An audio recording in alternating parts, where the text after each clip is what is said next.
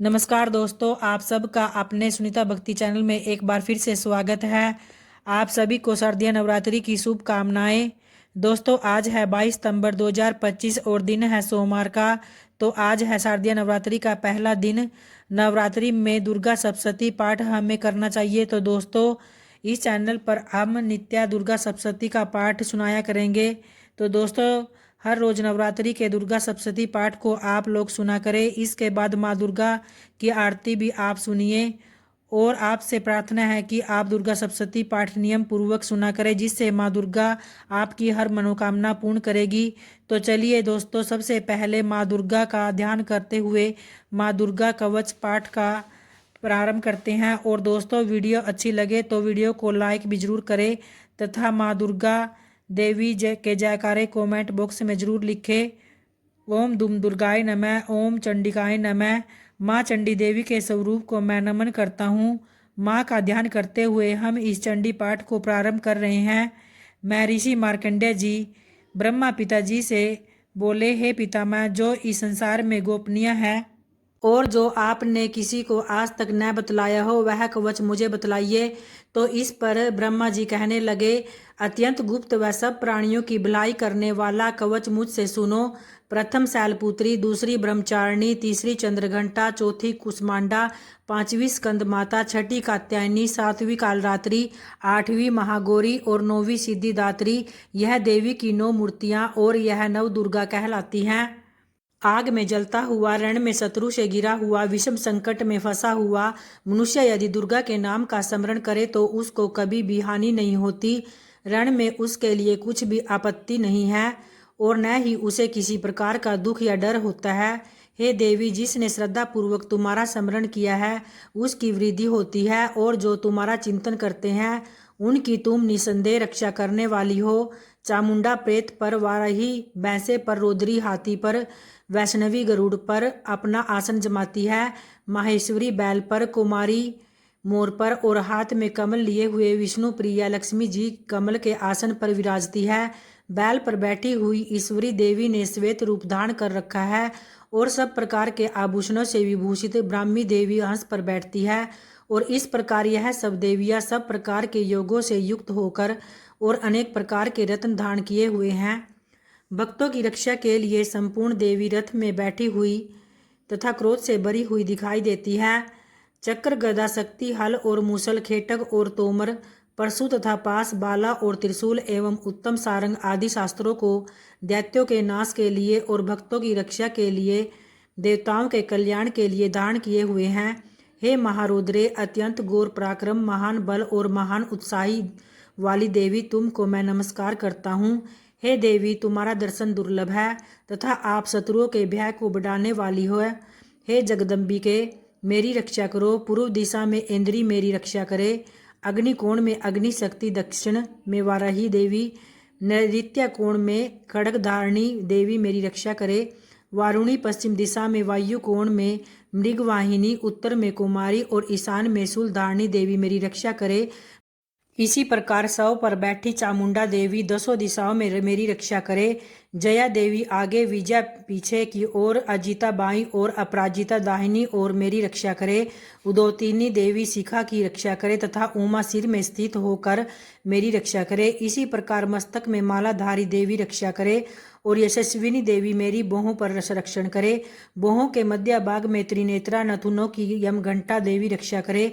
नेत्रों के मध्य में शंखिनी देवी और द्वारवासिनी देवी कानों की रक्षा करे। कपोलों की कालिका देवी और कानों के मूल भाग की भगवती सांकरी रक्षा करे। सुगंधा नासिका में और चर्चिका ऊपर के ओठ में, अमृत कला नीचे के होठ की सरस्वती देवी जीभ की रक्षा करे। कुमारी देवी दांतों की और चंडिका कंठ प्रदेश की रक्षा करे। चित्र घंटा गले की घंटी की और महामाया तुला तालु की रक्षा करे। कमाक्षी ठोडी की, सर्व मंगला वाणी की रक्षा करे। भद्रकाली गर्दन की और धनुधरी पीठ के मेरुदंड की रक्षा करे। कंठ के बाहरी भाग की नीलग्रीवा और कंठ की नली की नल कुबरी रक्षा करे। दोनों कंधों की खड़गिनी और व्रजधारणी मेरी दोनों बाहों की रक्षा करे। दंडली दोनों हाथों की और अंबिका देवी समस्त अंगुलियों की रक्षा करे। शूलेश्वरी देवी संपूर्ण नखों की, कुलेश्वरी देवी मेरी कुक्षी की रक्षा करे। महादेवी दोनों सतनों की, शोक विनाशिनी मन की रक्षा करे। ललिता देवी हृदय की, शूलधारिणी उदर की रक्षा करे। कामिनी देवी नाभि की, गुहेश्वरी गुहा स्थान की, पूतना और कामिका लिंग की और महिषवाहिनी गुदा की रक्षा करे। संपूर्ण इच्छाओं को पूर्ण करने वाली महाबला देवी दोनों जंगाओं की रक्षा करे।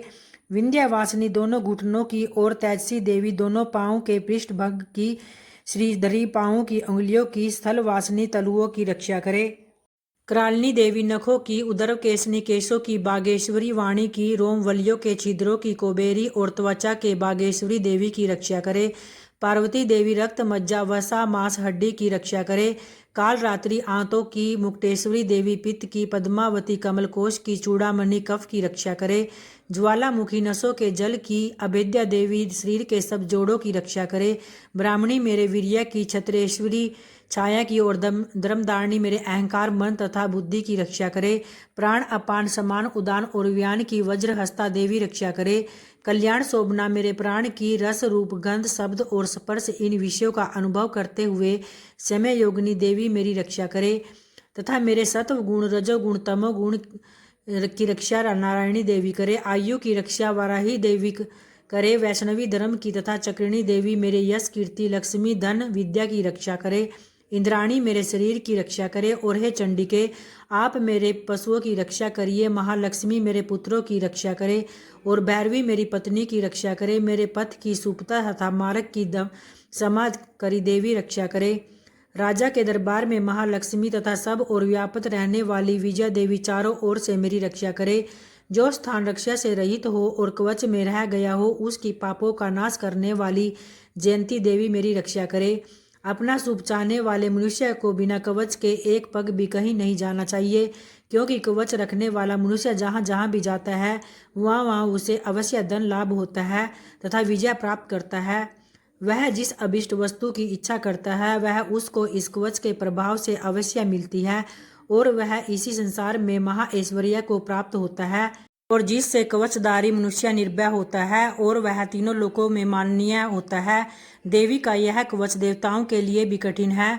जो नित्य प्रति नियम पूर्वक तीनों संध्याओं को श्रद्धा के साथ इसका पठन पाठन करता है उसे देव शक्ति प्राप्त होती है। वह तीनों लोकों को जीत सकता है तथा अकाल मनुष्य से रहित होकर 100 वर्षों तक जीवित रहता है। उसकी लुता चर्म रोग विस्फोटक आदि समस्त व्याधियां समूल नष्ट हो जाती है और स्थावर जंगम तथा कृत्रिम विष दूर होकर उनका कोई असर नहीं होता तथा समस्त अभिचारक प्रयोग और इस तरह के जितने यज्ञ मंत्र तंत्र इत्यादि होते हैं इस कवच के हृदय में दान कर लेने पर नष्ट हो जाते हैं। इसके अतिरिक्त पृथ्वी पर विचरने वाले भूचर नभचर जलचर प्राणी, उपदेश मात्र से सिद्ध होने वाले निम्न कोटि के देवता, जन्म के साथ प्रकट होने वाले देवता, कुल देवता, कंठमाला आदि, डांकनी सांकनी, अंतरिक्ष में विचरने वाली अत्यंत बलवती भयानक डांकनियाँ, गृहभूत यक्ष, गंधर्व राक्षस, ब्रह्मा राक्षस, वैताल, कुष्मांड और भैरव आदि अनिष्टकारक देवता भी उस मनुष्य को जिसने कि अपने हृदय में यह कवच दान किया हुआ है देखते ही भाग जाते हैं। इस कवच के दान करने से मान और तेज बढ़ता है। जो मनुष्य इस कवच का पाठ करके उसके पश्चात सप्तशती चंडी का पाठ करता है उसका यश जगत में विख्यात होता है। और जब तक वन पर्वत और काननादि इन भूमंडल पर स्थित हैं तब तक यहाँ पुत्र पौत्र आदि संतान परंपरा बनी रहती है। फिर देहांत होने पर ऐसा मनुष्य परम पद को प्राप्त होता है जो देवताओं के लिए भी कठिन है और अंत में सुंदर रूप को धारण करके भगवान शंकर के साथ आनंद करता हुआ परम मोक्ष को प्राप्त होता है।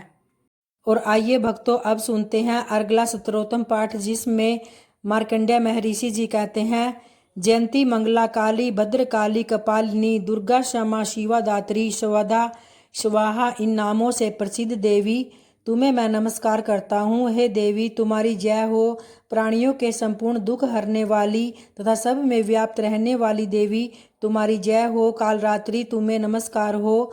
मधु और कैटभ दैत्यों का वध करने वाली, ब्रह्मा को वरदान देने वाली हे देवी, मैं आपको नमस्कार करता हूँ। तुम मुझे रूप दो, जय दो, यश दो और काम क्रोध आदि शत्रुओं का नाश करो। महिषासुर का नाश करने वाली तथा भक्तों को सुख देने वाली देवी, मैं तुम्हें नमस्कार करता हूँ। हे देवी, तुम्हारे रूप और चरित्र अमित है। तुम सब शत्रुओं का नाश करने वाली हो। मुझे रूप, जय, यश दो और काम, क्रोध आदि शत्रुओं का नाश करो। पापों को दूर करने वाली हे चंडिके, इस संसार में जो भक्ति से तुम्हारा पूजन करते हैं उनको तुम रूप तथा विजय और यश दो तथा उनके शत्रुओं का नाश करो। रोगों का नाश करने वाली हे चंडिके, जो भक्ति पूर्वक तुम्हारी पूजा करते हैं उनके काम, क्रोध आदि शत्रुओं का नाश करो। हे चंडिके, इस संसार में जो भक्ति से तुम्हारी पूजा करते हैं उनको तुम रूप, विजय और यश दो तथा उनके शत्रुओं का नाश करो। हे देवी, मुझे सौभाग्य दो और आरोग्य दो, परम सुख दो, रूप दो, जय दो, यश दो, मेरे क्रोध को आदि शत्रुओं का नाश करो। हे देवी, जो मुझसे बैर रखते हैं उनका नाश करो। और हिमाचल कन्या पार्वती के भगवान शंकर से स्तुति की हुई है। परमेश्वरी, मुझे रूप दो, जय दो, यश दो और मेरे शत्रुओं का नाश करो। हे देवी, मेरी इच्छा अनुसार चलने वाली सुंदरी स्त्री मुझे प्रदान करो, जो कि संसार सागर से तारने वाली तथा उत्तम कुल से उत्पन्न हुई हो। जो मनुष्य पहले इस स्तोत्र पाठ को करता है और फिर सप्तशती रूपी महास्तोत्र का पाठ करता है, वह सप्तशती संख्या के समान श्रेष्ठ फल को प्राप्त होता है और उनके साथ ही उसे प्रचुर धन भी प्राप्त होता है। तो भक्तों, अर्गला नामक स्तोत्रम पाठ संपन्न हुआ। तो आइए अब कीलक स्तोत्रम पाठ को प्रारंभ करते हैं। ओम दुम दुर्गाय नमः। महर्षि मार्कंडेय जी बोले, निर्मल ज्ञान रूपी शरीर धारण करने वाले, देवतरी रूप दिव्य 3 नेत्र वाले, जो कल्याण प्राप्ति के हेतु हैं तथा अपने मस्तक पर अर्ध चंद्र धारण करने वाले हैं, उन भगवान शंकर को मैं नमस्कार करता हूँ। जो मनुष्य इन कीलक मंत्रों को जानता है वही पुरुष कल्याण को प्राप्त करता है, और जो अन्य मंत्रों को जप कर केवल सप्तशती स्त्रोत से ही देवी की स्तुति करता है उसको इससे ही देवी की सिद्धि हो जाती है। उन्हें अपने कार्य की सिद्धि के लिए दूसरे की साधना करने की आवश्यकता नहीं रहती। लोगों के मन में शंका थी कि केवल सप्तशती की उपासना से अथवा सप्तशती को छोड़कर अन्य मंत्रों की उपासना से भी समान रूप से सब कार्य सिद्ध हो जाते हैं, तब इनमें कौन सा श्रेष्ठ साधन है। लोगों को इस शंका को ध्यान में रखकर भगवान शंकर ने अपने पास आए हुए जिज्ञासुओं को समझाया कि यह सप्तशती नामक संपूर्ण स्तोत्र ही कल्याण को देने वाला है। इसके पश्चात भगवान शंकर ने चंडिका के सप्तशती नामक स्तोत्र को गुप्त कर दिया। अतः मनुष्य को इसको बड़े पुण्य से प्राप्त करता है। जो मनुष्य कृष्ण पक्ष की 14 अथवा अष्टमी को एकाग्रचित होकर देवी को अपना सर्वस्व समर्पित कर देता है और फिर उसे प्रसाद रूप में ग्रहण करता है, उस पर दुर्गा प्रसन्न होती है। इस प्रकार सिद्धि के प्रतिबंधक रूप कीलक के द्वारा भगवान शंकर ने इस स्त्रोत को कीलित कर रखा है।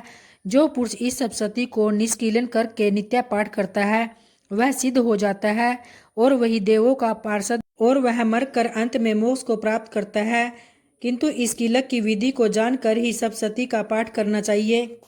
इसलिए इस कल्याणकारी स्तोत्र का सदा पाठ करना चाहिए। इस स्तोत्र का सैन्य सैन्य पाठ करने से स्वल्प फल की प्राप्ति होती है। इसलिए उस स्वर से ही इसका पाठ आरंभ करें।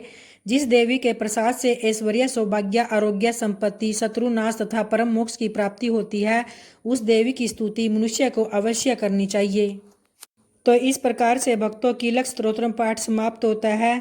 तो प्रेम से बोलिए ओम चंडिका देव्ये नमः। तो दोस्तों, अगली वीडियो में हम श्री दुर्गा सप्तशती के पहले अध्याय को प्रारंभ करेंगे।